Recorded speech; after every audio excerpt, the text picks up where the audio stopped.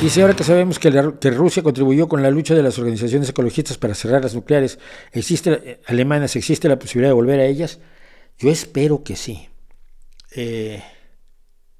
Presidente de España, el presidente del gobierno de España. España no tiene presidente, sino presidente de gobierno. Háganse a la idea los que no lo tienen claro. Anunció un plan para gastar muchísimo dinero para cerrar las nucleares españolas, las que hay todavía en funcionamiento, para 2035. Yo pertenezco al partido al que pertenece el presidente de gobierno. Y yo escribí claramente, esto no es una cuestión de ideologías, es una cuestión de ciencia. La ciencia nos dice, primero, que las nucleares son seguras, pero sobre todo nos dice que sin nucleares no podemos hacer la transición hacia energías limpias. Es decir, urge dejar de consumir fósiles, de quemar hidrocarburos que se van a generar gases de invernadero en nuestra atmósfera, aumentando la temperatura y poniendo en riesgo muchísimas cosas que no sabemos bien cómo van a estar.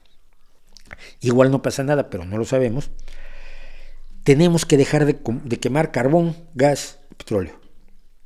Y la única forma en que lo podemos hacer efectivamente, en este momento, es con nucleares.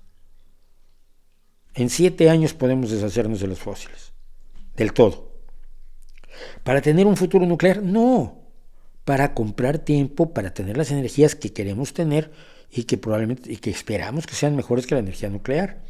Entre otras cosas, ayer se anunciaba de que China ha hecho una serie de descubrimientos en la Luna, entre ellas helio 3, que se puede utilizar como combustible en los reactores de fusión nuclear. Si aprendemos a hacer helio 3, será más fácil tener fusión. Si tenemos reactores de fusión nuclear, vamos a tener energía prácticamente ilimitada y gratuita. Sería el principio de la sociedad post-escasez. Pero las nucleares de fisión que tenemos actualmente son necesarias para ese puente del tiempo, de aquí, dejar de quemar fósiles, a mañana tener las energías que deseamos. Esto lo he dicho muchas veces, pero sé que la gente cambia y probablemente sea bueno repetirlo. Necesitamos las nucleares y no son peligrosas, y no murieron 100,000 personas en Chernóbil, murieron 50, y no murieron docenas de personas en Fukushima, murió una.